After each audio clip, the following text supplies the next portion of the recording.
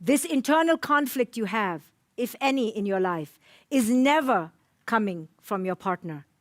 As much as it's so juicy and delicious to blame all the shit on them. You know it's not coming from them. It's not coming from your child. It's not even coming from the government we've just elected. Only that much. This obsession to look for the answers to who it is we are and the keys for our eternal quest for joy on the outside is our undoing. So in order to live an awakened life, a courageous life, you need to undergo a radical awakening. An awakening which peels away the layers of conditioning that you have so brainwashed yourself to believe. The equations you've set your life by. The foundations upon which you believe and upon which you love, upon which you relate, upon which you have intimacy. Ideas that are outdated, primitive. Ideas that my partner needs to be a certain way, needs to be loyal to me, needs to be under my dominion, needs to be under my control in order for me to feel significant.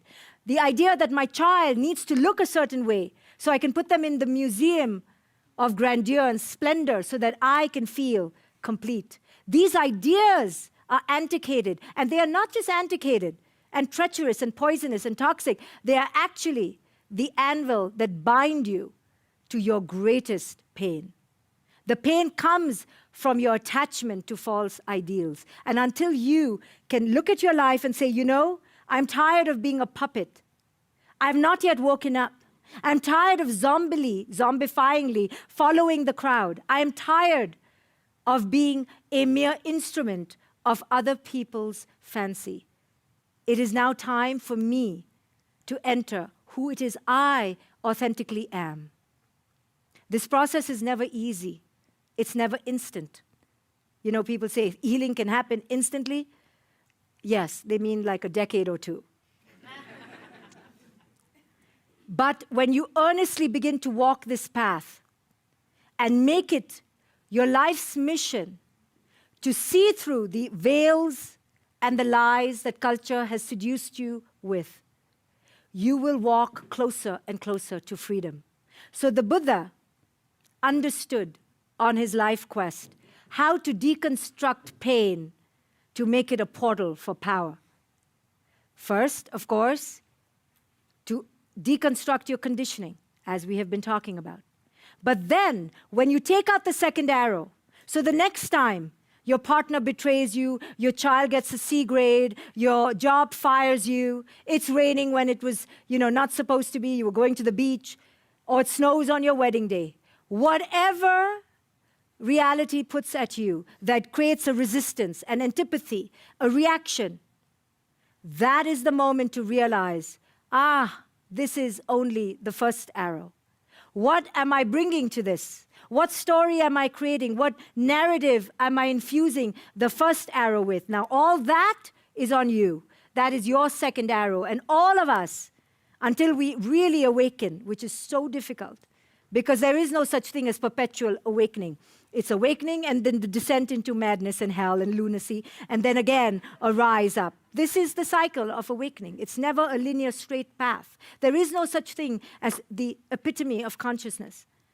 In fact, the epitome of consciousness is a very dangerous place, because any human who says to me, and many have come to me and said, Dr. Shefali, I am a conscious parent, is the most dangerous snake in the room, yes? So this process takes decades, but when you begin to walk on it, and you begin to unlayer and unpeel, you begin to realize that most of your reactions and mine have been second arrow, garbage, conditioning, knee-jerk, reactivity, ego, masked, for the fear that lives within was never healed. So our task then as a spiritual warrior is to begin to notice our patterns and begin to undo them and unlayer and deconstruct. So the Buddha understood that when the second arrow is taken out of the bloody flesh, and there's a pause, and we drop the arrow down, now begins the transformation of pain into power. And the Buddha talked about 3 pillars of wisdom that I wish we knew in the Western world. The first pillar of wisdom to transform pain into power is to recognize the life principle of, in Sanskrit, it's called anicca, which means impermanence. That every single moment in life is impermanent. Impermanence infuses life. From the moment you are born, you are already dying. All of us are already not half alive, but also half dead. But it is this disavowal, this dreaded fear of invoking death that is actually our nemesis. It is actually keeping us from living. So when we embrace the life philosophy that impermanence is the foundational element of life, then the next time the second arrow starts to pierce and kills all in the room, you can have a moment of awareness to go, this pain, this first arrow is actually impermanent, impermanent, impermanent, impermanent. And when you lean into that, and you create a pause and a detachment from your unconscious second arrow reactions, you begin to transform who it is you are. And not just who it is you are, but your experience of reality itself. Because now you are staying in equanimity with reality as it is. Reality as it is a bitch. But it still doesn't cause suffering. The suffering is caused only by your second arrow narrative. The emperor who had no clothes was just fine. It was the inability of the audience to embrace his pure, naked, bereft self that was the problem. The children, though, had no problem. The children had no problem to see reality as it is. And the Buddha said, when you can embrace anicca, impermanence, you will immediately begin to enter the present moment. And when you enter the present moment, which is the second pillar of wisdom, you begin to realize that life is not as it should be, life is not as it was, life is happening here and now. The ability to live in the here and now is one of the hardest things you will ever do. Most of us escape the bondage of the present moment because we don't realize that it is here to live in the difficult space of the here and now that is the portal to your eternal life. The present moment. So whatever you are going through, right here, right now, is the door. And the next moment is the next door. And the next moment is the next door. Every moment, right here, right now, is the door to your next awakening. It's right here. The only being stopping this from happening is your past self. The self that is clinging to the illusions of your attachment. And the third pillar that the Buddha talked about is the concept of emptiness. What does that mean? The word for it is anatta. Emptiness means that each moment in life is not caused by what is happening in the present. It is an outgrowth and an output and a product of eons of cause and effect.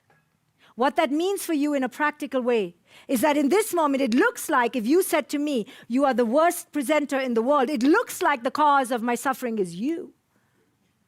But what I don't realize, because I don't have the concept of emptiness, is that this moment is empty because it has been created by infinite cause and effect. Therefore, this moment is not the moment that causes the suffering. Because the reason that this woman told me I was the worst speaker has actually nothing to do with me. So this moment is empty of the reality that I just thought it was full of. This moment has come about because of her legacy of pain, her unconscious childhood, her arrows and arrows and arrows that has created who she is right now. And my ability to metabolize, to amalgamate, to digest her insult after I throw her out of the room and tell her to never come back here again, block her, delete her. After that, I will also realize that my reaction was not even to her. My reaction too is empty of substance because my reaction too was created by infinite cause and effect.